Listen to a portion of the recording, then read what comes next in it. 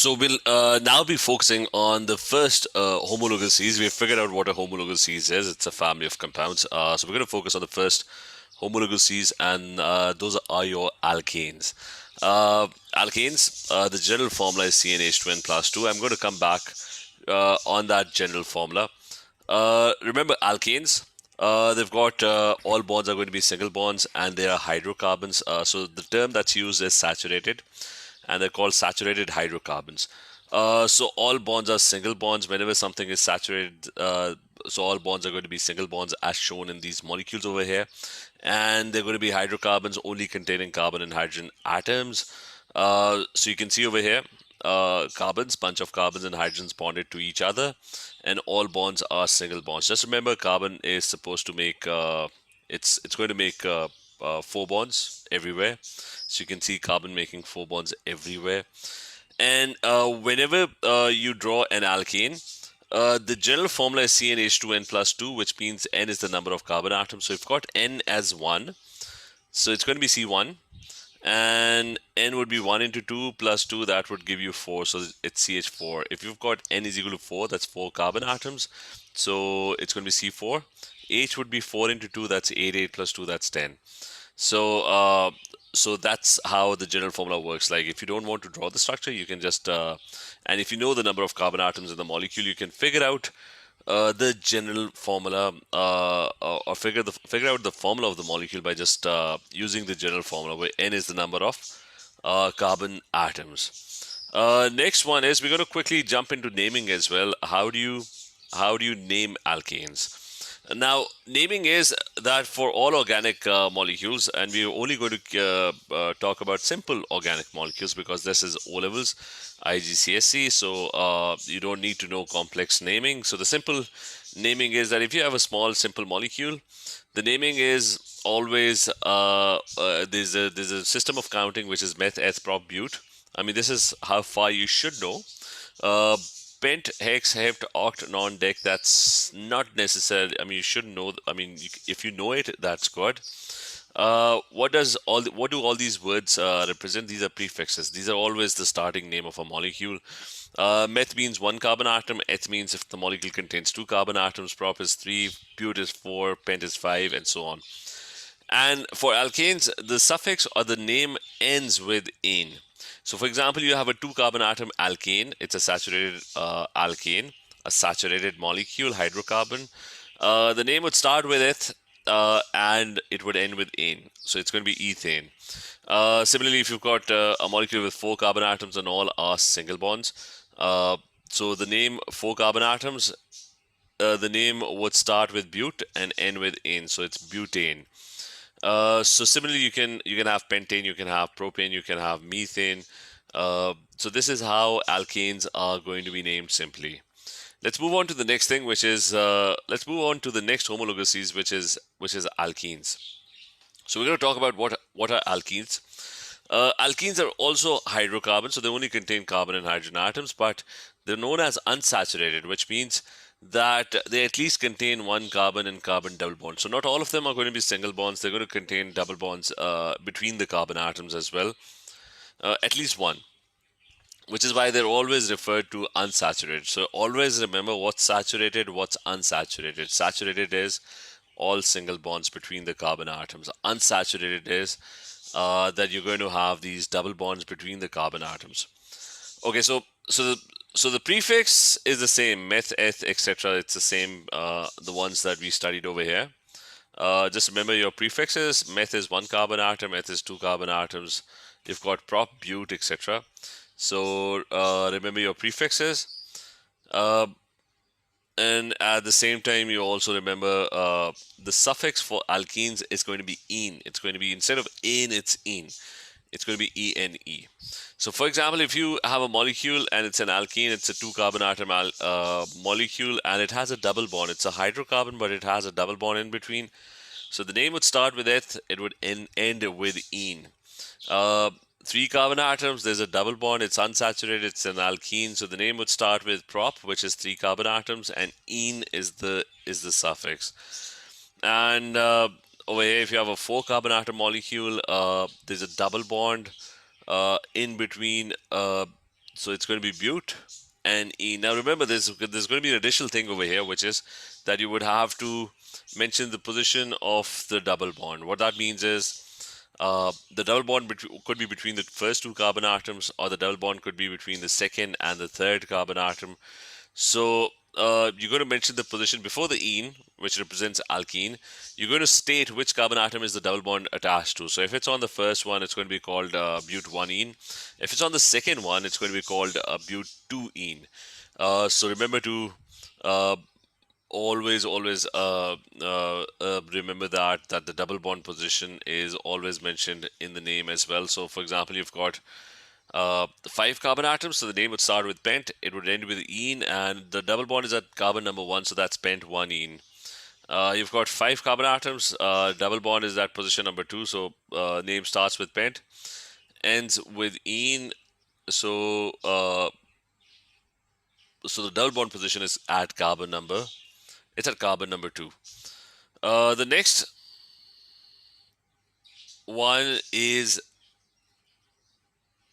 next one is alcohols. So here's an alcohol, CnH2n plus 1 and OH. So what's an alcohol?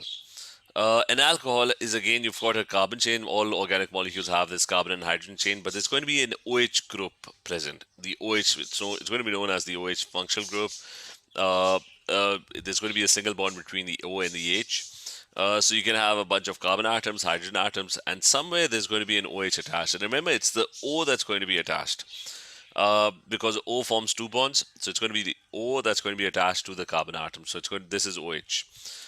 Here's another molecule, and this has OH attached. You have a carbon and hydrogen atoms, and over here there's O and H attached, O and H attached. Remember, the O is the one that's going to be attached to the carbon atom. So this is also a molecule, and you have an OH attached. The O is the one that's going to be attached to the carbon atom. So this is what an alcohol is. So how do you name an alcohol? Again, the prefix starting name, that's the same method, prop, but, etc. It's based on the number of carbon atoms. There's going to be an an in the middle or an en in the middle. That represents whether it's saturated or unsaturated. So if it's an, that means all carbon-carbon bonds are single bonds. If it's unsaturated, then there's at least one carbon and carbon double bond somewhere. And the name is going to end with all, which would represent an alcohol. So, so for example, this molecule over here, that's 4 carbon atoms. So the name for 4 carbon atoms is but. All of them are single bonds, so that's An. And all, because it's an alcohol, it's got an OH functional group. Remember to attach the O to the carbon atom. So there's an OH functional group, and it's attached to carbon number 2. You always count from the side that gives a smaller number. So you're going to count from this side. This is 1, this is 2. So the alcohol position has to be mentioned. Where is the OH attached? So you're going to write 2 over here. So in front of it. So for example, over here you've got other molecules. You've got methanol, with meth is 1 carbon atom, so that's 1 carbon atom with an OH. It's saturated, so it's An and all. You've got 3 carbon atoms, and there's an OH attached, so this is propanol, but it's propan-1-ol because the OH is attached at carbon number 1. This one over here is again 3 carbon atoms, so that's prop, saturated, so it's An, propan. Nol, because it's an alcohol, there's an OH group attached, but the OH is now attached at carbon number 2. This is 1, this is 2, so it's going to be called propan-2-ol. So remember the difference between 1-ol and 2-ol. Just like alkenes, you have to mention the position of the functional group where the group is attached. This is the condensed version of this. 3 hydrogens with this, so that's CH3. There's 1 H with this, so that's CH. And there's an OH, so you put that OH in brackets, and then there's C and 3 H's, so it's CH3. So this is the condensed way of writing these molecules. The next one we're going to do is carboxylic acids. Carboxylic acids have this very, very specific, let me mark this, they have this very, very specific functional group that's attached uh, to the molecule. So there's going to be a carbon chain, bunch of carbon and hydrogen atoms, and there's going to be this functional group that's going to be attached. It's C double bond O and OH. It has to be exactly this. Remember, everything, I mean, the structure has to be exactly this. This one is going to be called a carboxylic acid functional group. And the naming of this carboxylic acid is going to be again prefix depending on the number of carbon atoms. So it's going to be meth, eth, prop, and but, and so on, depending on the number of carbon atoms. An, or they could be En over here as well, depending whether it's saturated or unsaturated. And the name would end with oic acid. So, for example, if you have a 2 carbon atom carboxylic acid, 2 carbon atoms, there's a double bond O and OH attached, so that's the carboxylic acid functional group. The rest is hydrogen atoms, so 3 hydrogen atoms with this. So this one has 2 carbon atoms, so it's eth, anoic acid, because all are single bonds, so it's An, and oic acid. If you've got 4 carbon atoms, uh, so 4 carbon atoms, you have a carboxylic acid functional group. Again, I'm highlighting that this is the carboxylic acid functional group. So it's going to be 4 carbon atoms. That's but, denoic acid, because it's a carboxylic acid. Similarly, you've got 3 carbon atoms. So if it's 3 carbon atoms, then it's 3 carbon atoms is prop, and it would be called propanoic acid. And we can also talk about the general formula. The general formula that I gave you for this is CnH2n plus 1 COOH. So if you don't want to draw the structure and you want to directly know the formula of the carboxylic acid, you can use the general formula. The problem with the general formula is you have to remember that the general formula, let's focus on this, and let me highlight this. If you use the general formula, remember N in this case is, and let me highlight this, it's the, what's the value of N? N is the number of carbon atoms minus 1. It's 1 less than the number of carbon atoms. So if you're talking about butanoic acid, it's 4 carbon atoms. N would be taken as 3. So remember, so this is one hack that you have to do, that the value of N in the formula, in the general formula, if you don't want to draw the structure, you just want to know the formula of the molecule directly, just remember that N is 1 less than the number of carbon atoms. So so in this case, butanoic acid, N is 4. Sorry, the number of carbon atoms is 4. You're going to take N is equal to 3. So it's going to be C3. H would become 3 into 2, that's 6, x plus 1, that's 7. So it's going to be C3H7 and COOH, which is exactly the same. This is C3H7. I mean, you add them up. So this would give you C3, and H is going to be 7. And the rest is CO and OH. So C3H7, COOH. Same with propanoic acid. You've got 3 carbon atoms. You're going to take N as 1 less than the number of carbon atoms. So that's, if you've got 3 carbon atoms, N would be taken as 2. So it's going to be C2. H would be 2 into 2, 4, 4, 4 plus 1, that's 5, C2H5, and COOH. So this is exactly what you have. You've got C2H5 over here, and you've got COOH. So you can directly figure out the formula of the carboxylic acid by using the general formula, but remember N, the number of carbon atoms minus 1, that's the value of N.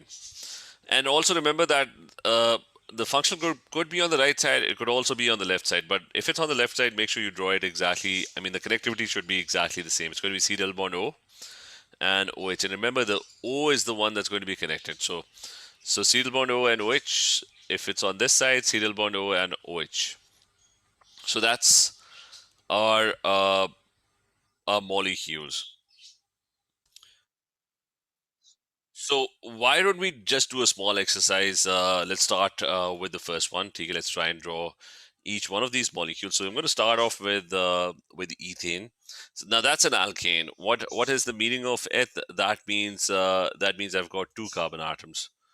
So I've got 2 carbon atoms, and it's an alkane. So that means it's a saturated molecule. So you can add the hydrogens now. An alkane is a hydrocarbon, so this one should have 3 hydrogens.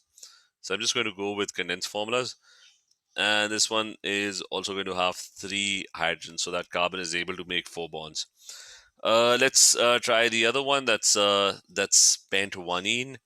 So what is pent? Pent is 5. So you've got 5 carbon atoms, right?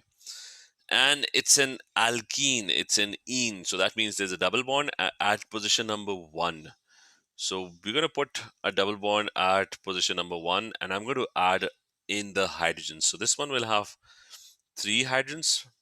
This carbon right now is making 2 bonds, so there should be 2 hydrogens attached with this. This carbon atom was also making 2 bonds, so there should be 2 hydrogens attached to this. This one should have 1 hydrogen. This one should have 2 hydrogens. So I'm just drawing them in a displayed way so that you can see the double bond. So this is pent-1ene. They've got butan-2-ol.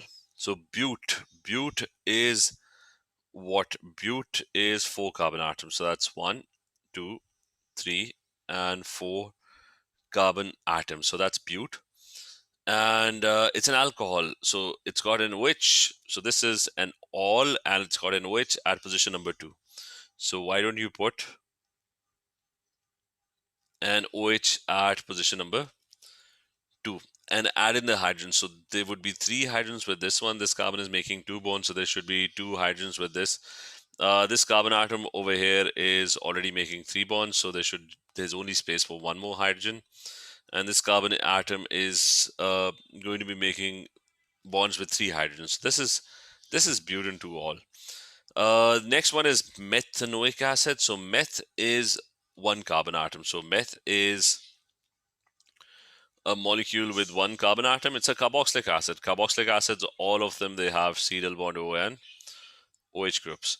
And you can complete the bonds carbon is making. At the moment, it's making 3 bonds. So there should be 4 bonds with this. So I'm going to add in an H with this. Next one, I've got propan-2-ol. Propan-2-ol is going to be, again, it's an alcohol. So prop is 3 carbon atoms, and it's an alcohol, so there's an OH at position number 2. So on the second carbon atom, add an OH. And you can add in the hydrogens. So there would be 3 hydrogens with this. 3 bonds already, so they're going to be just 1 hydrogen. This one is going to have 3 hydrogens attached to it. You've got ethene. Now ethene is eth is 2 carbon atoms. It's an alkene, so that means ene. So that means there's a double bond, and you can add in the hydrogens, 2 hydrogens with this. So you can, so that I can draw the hydrogens instead of writing a condensed form. So this is what ethene would look like. And the last one is pentanoic acid. So pent is a total of 5 carbon atoms. So that's 5. It's a carboxylic acid. So there's going to be double bond O. And there's going to be OH. This one will have 2 hydrogens. This one will have 2 hydrogens. This one will also have. And this one over here will have 3 hydrogens attached to it.